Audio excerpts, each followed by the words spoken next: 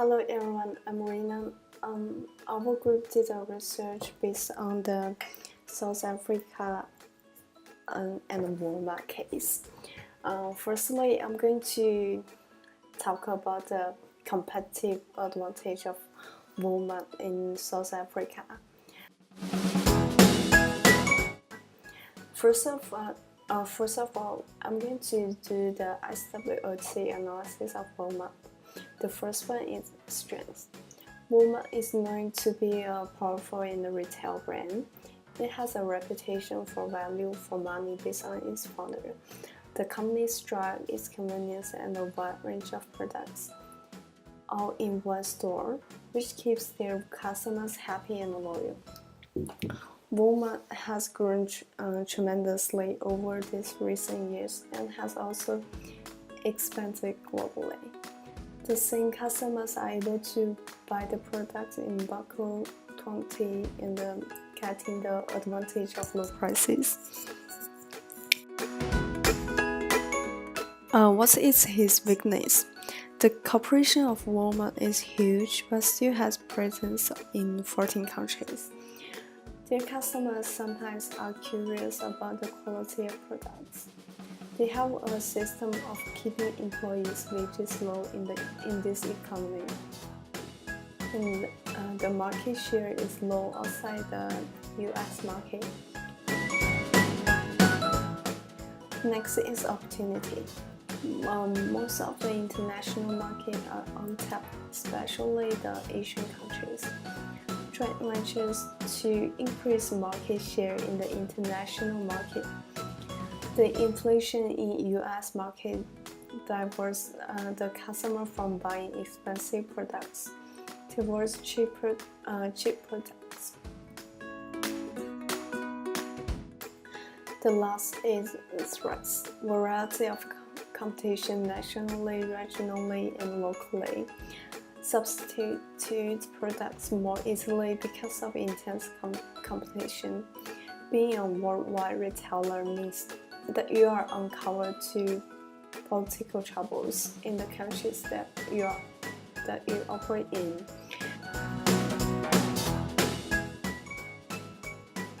In 2011, Wal-Mart acquired a majority stake in Mal-Mart, also known as the group. The group comprises 9 wholesale and retail chains and 1 buying group, operating in 12 countries in sub-Saharan Africa as mass discounters, mass warehouse, mass build, and mass cash stores. Mal-Mart has grown to over 25,000 associates in 360 stores on the continent. Wal-Mart's competitive advantage is driven by its low-cost, high-volume strategy, which aims to increase profits and customer satisfaction. And low costs, low prices are quite important for South Africa area customers because their economy hasn't been that development, so they still want to like low price products. Sustainable competitive advantage indicates a company's future success and is determined by different factors. These factors include organizational capabilities such as tangible resources, intangible resources, and human resources. One main component of sustained competitive advantage is having superior returns sustained over a long period of time. Wal-Mart has had superior returns and has achieved a competitive advantage in the market by making industry key success factors advantages.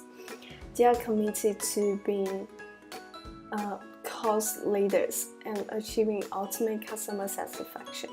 However, their low-cost strategy alone does not give the complete advantage over its competitors.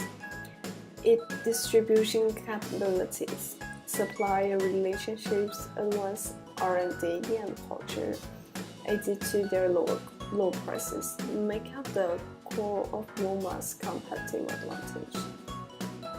Their efficient distribution, aided primarily by the company's own distribution centers, creates economies of scale, which match with the high-volume strategy. Wal-Mart's impressive supply chain management involves dealing directly with suppliers and integrating them into strategy. This eliminates the middleman, reduces the distribution costs, and strengthens their relationship with their partners. Wal-Mart's innovative processes, along with their active collection of customer purchase behavior, aid their R&D and are used to improve both supplier and customer satisfaction. The company's customer-oriented culture goes along with their everyday low prices strategy, which has created strong customer loyalty. These components of Wal-Mart's competitive advantage have contributed to their success in the industry and are creating sustainable competitive advantage for the future, and also for the market in South Africa.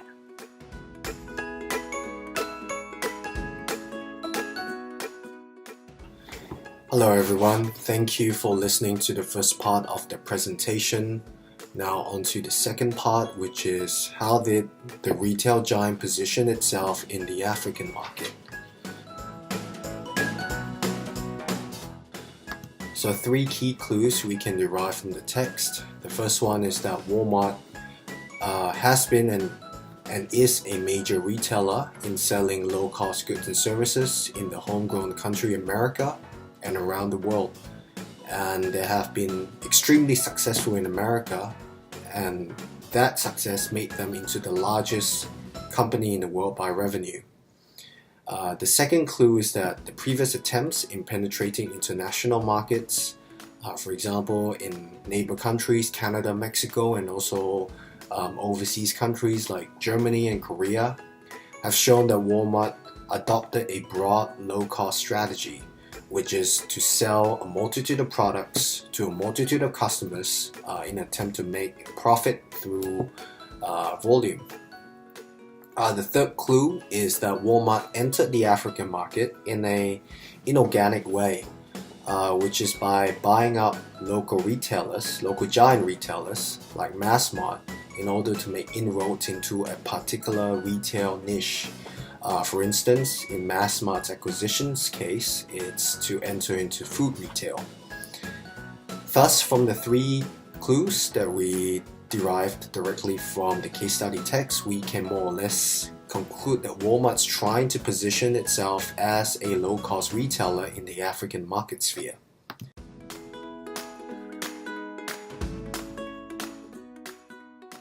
On to the next slide.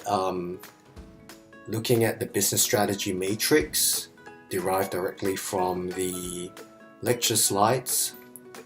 If you see the red arrow, that's where Wal-Mart's strategy lies, which is they adopt a overall low-cost provider strategy.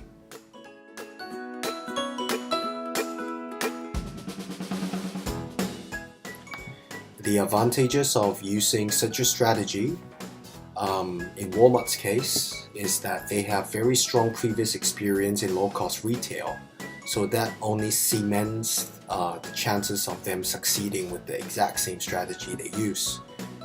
And as mentioned earlier, such a strategy brings large profit margins, assuming Wal-Mart can meet the volume requirements necessary to make said margin.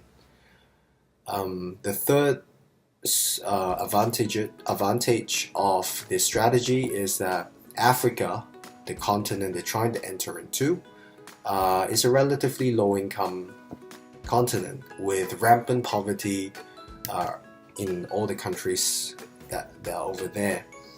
And Wal-Mart selling a low-cost goods may actually make retail or mainstream retail more affordable to the African population, and that may help them introduce them to Western kind of retail. So which is good for the continent and for the overall consumer welfare. And lastly, last advantage, but definitely not least, is that Africa is the last continent not filled with multinational corporations, and that's directly from the text. And we can more or less deduce that this makes the African market less hostile in what I call competitive intensity. In other words, there's just not a lot of competition. And according to Nanda Kumar, Gobadian, and Oregon, hope I pronounced that correctly, a low-cost strategy usually works better in a market that has a less hostile environment. And I guess if you look at the continent and look at it in this perspective, it meets the requirement, of a less hostile environment, and thus this strategy may actually prove fruitful in the long run.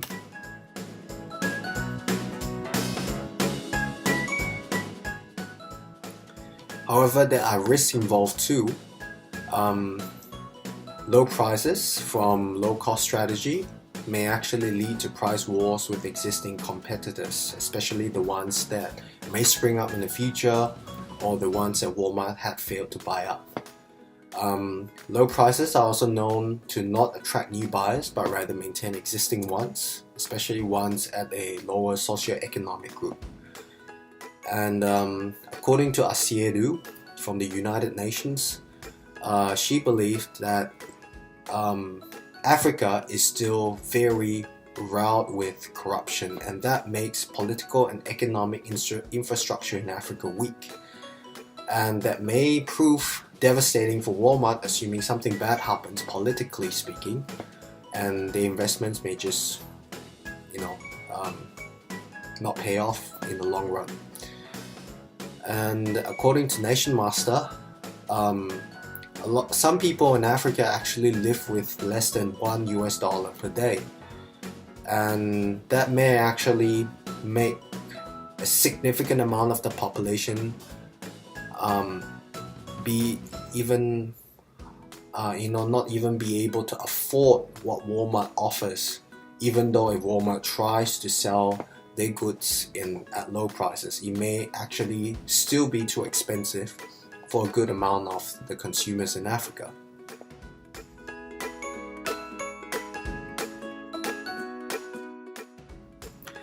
So on the balance of both advantages and risk, is this strategic position a good idea?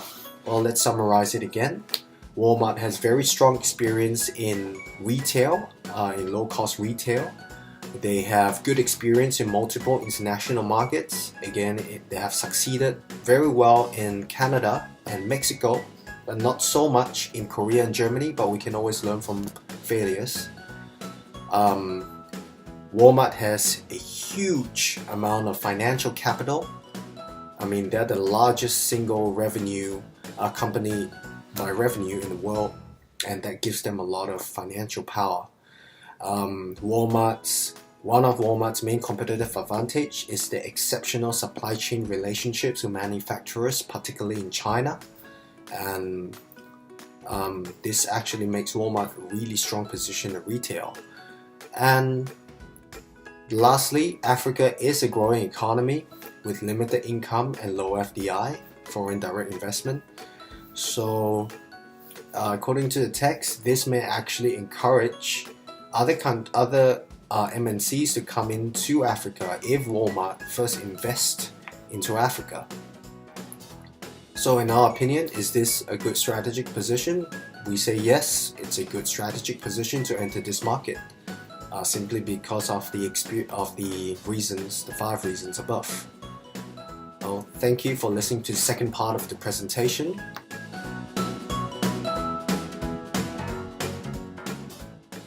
Hello, my name is Sean. I will present the third question in this video. Do I believe the African market is an attractive option for Wal-Mart? The answer should be yes. Explain the reason from 3 perspectives, which are the general environmental competitors and the risk of entering African market.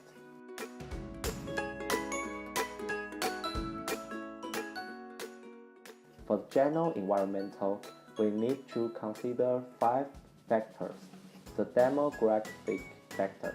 As of 2013, the total population of Africa is estimated at 1.1 billion, representing approximately 15% of the world's population. According to the UN estimates, the population of Africa may reach nearly 2.5 billion by 2050.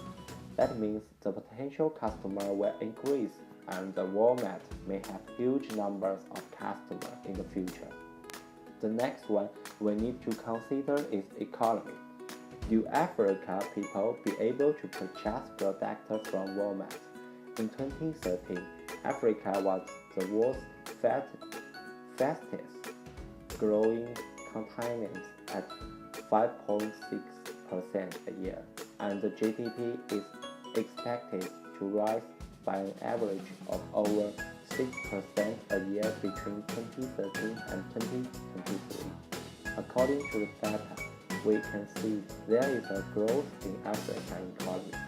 We have the reason to believe that African people can afford the price in Wal-Mart.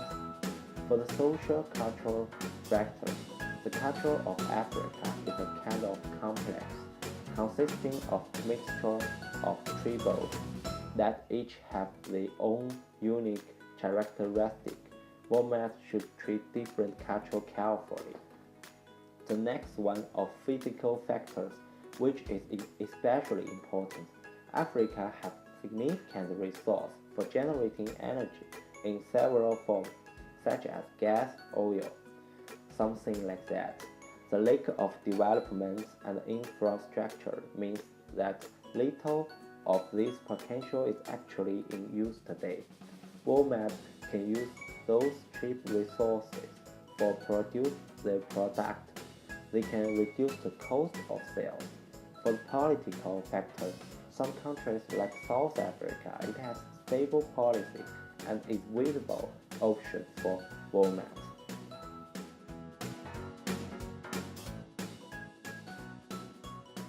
Africa market as an emerging market, it is expected growth of 5% per year. Therefore, African market play an important role in the world. Wal-Mart has the ability to enter the African market. It has advantage as an international company, such as existing knowledge and infrastructure. They also take 51% shares of the Mal-Mart before entering African market. Let me introduce the Mal-Mart. Mal-Mart is a well-established retailer in Africa. Purchase it will allow Wal-Mart access beyond South Africa into other countries. Mal-Mart has 2,063 stores in South Africa and 25 stores in 40 other African countries.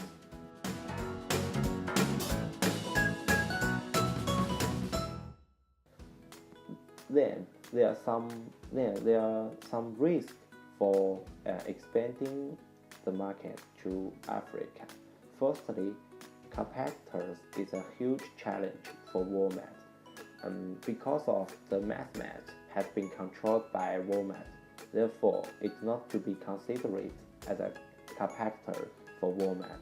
Let me introduce the ShopRite. The ShopRite group of companies is Africa's largest food retailer. It operates 1,825 corporate and 636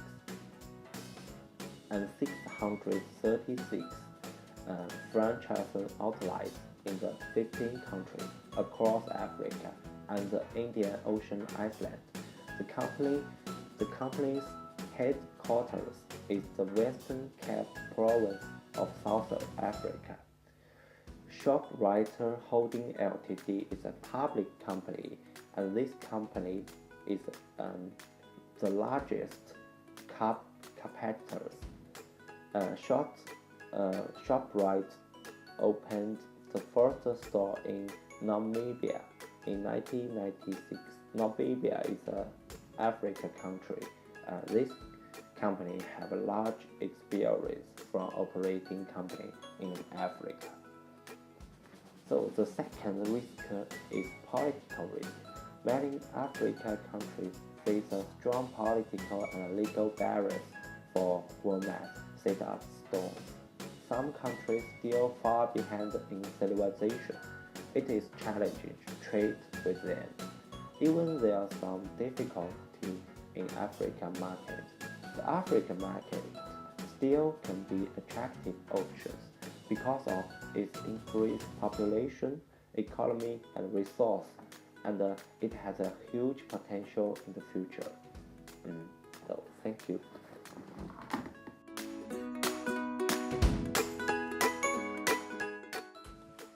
This is Ying. I will present the last part of this presentation is international strategy of Wal-Mart adopted in Africa.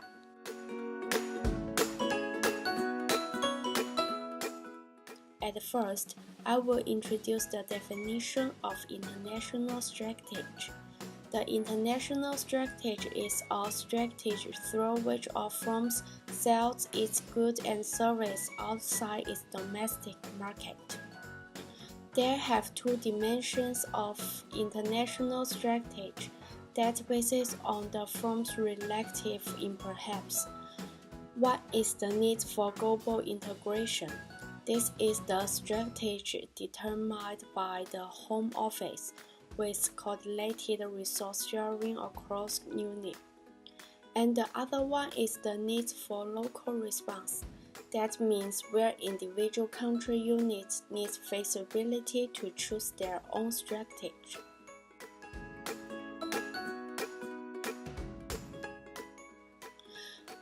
Actually, a firm that has operations in more than one country is called multinational corporation. Wal-Mart is one of the largest multinational corporation player within the international arena. Although Wal-Mart tends to be viewed as an American retailer, the firm earns more than one-quarter of its revenue outside of the United States. In 1991, Wal-Mart entered international market for first time with the opening of a unit in Mexico City. Until now, Wal-Mart have over 1,200 stores are in operation internationally. And it also take over most the retailer of the country they entered. But they did not successful in all countries. They failed in Germany, South Korea, and Japan. And in 2011, Wal-Mart wanted enter to Africa market, and it also entered.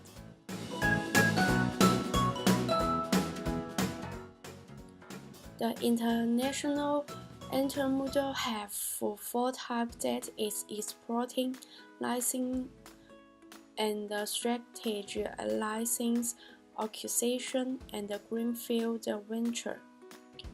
When Wal-Mart wanted to enter Africa market, it has opposition from some government departures and local trade unions. Wal-Mart used $2.4 billion purchase of stake of South American retailer Mal-Mart.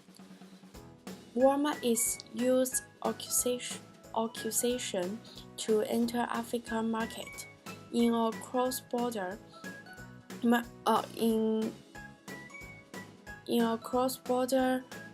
acquisition. A firm from one country acquire a stake in or purchase of firms located in other country.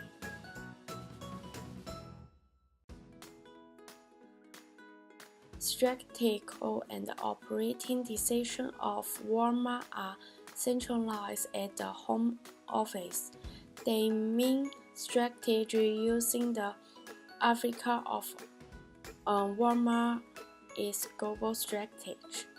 Wal-Mart offers standardized products across African market. At the same time, those products have low price, low cost. That it means they have huge market to sell Wal-Mart products. Wal-Mart can gain economy of scale by offering essentially the same product or service in the market, as well as Wal-Mart is a global brand and coordinated its action worldwide with stronger headquarter control. At the same time, based on the mass market, Wal-Mart can better to understand what needs of the customers, and they can do better using think global, act local approach to sell these products to the Africa market. At the end of this presentation, based on our analysis, the low cost and the low price would be largest competitive advantage of Wal-Mart in Africa. And also, Wal-Mart is focused on low cost strategy and put right position and good international strategy in African market. African market is an attractive option for Wal-Mart. Also, it will contribute larger capital for Wal-Mart in the future.